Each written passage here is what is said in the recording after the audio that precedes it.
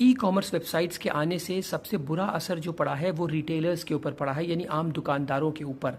क्योंकि दुकानदार बीच में जो मिडिल मैन है, यानी सप्लायर, फिर उसके बाद डिस्ट्रीब्यूटर, और यहाँ से माल ख़रीदते हैं। लेकिन ई कॉमर्स जो वेबसाइट्स हैं वो डायरेक्टली मैन्युफैक्चर से माल उठाती हैं।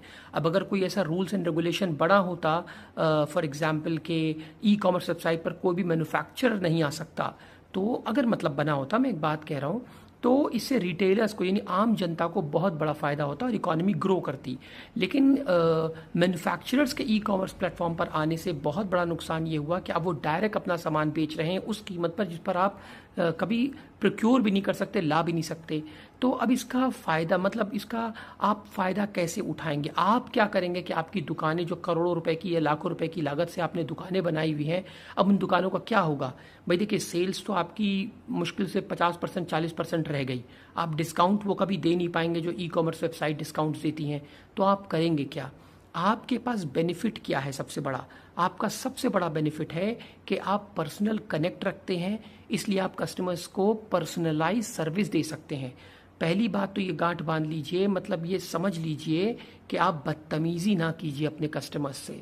वो चाहे आपसे 10 कपड़े खुलवा दे, आपके 10 जूते आपके दिखवा ले, या जिस चीज़ की भी आपकी दुकान है उससे बदतमीजी ना कीजिए, ऐंठन ना दिखाइए, उससे अच्छे से बात कीजिए, पोलाइटली बात कीजिए। झुकने को कोई नहीं कह रहा, लेकिन अच्छे से बात कीजिए। बिठाइए, अगर 5-10 हज़ार 20 हज़ार की शॉपिंग कर रहा है तो चाय पानी भी पूछ लीजिए उससे। दूसरी चीज़ ये है, क्वालिटी अच्छी रखिए अपने सामान की, उसको गधा मत बनाइए। अगर वो आपकी दुकान पर आया और आपने सोचा एक बार में मैं इसे लूट लूँ, दोबारा जीवन में कभी आपकी दुकान पर आएगा नहीं वो।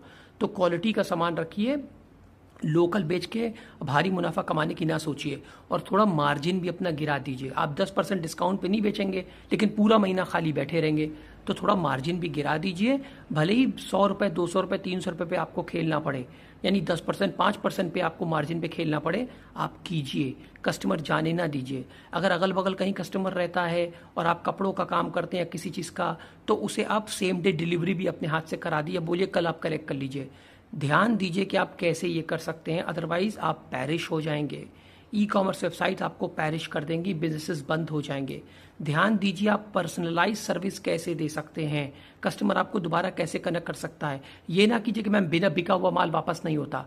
कुछ कंडीशंस रखिए कि पहना नहीं होगा, आपने 1 हफ्ते बाद रिटर्न नहीं करेंगे, लेकिन अगर हो सके तो रिटर्न का भी ऑप्शन रखिए और अच्छे से बात कीजिए। सोचिए आप कस्टमर्स को कैसे अट्रैक्ट कर सकते हैं, ई कॉमर्स के क्या बेनिफिट्स हैं और आपके क्या बेनिफिट्स हैं, आप कैसे कस्टमर्स का दिल जीत सकते हैं।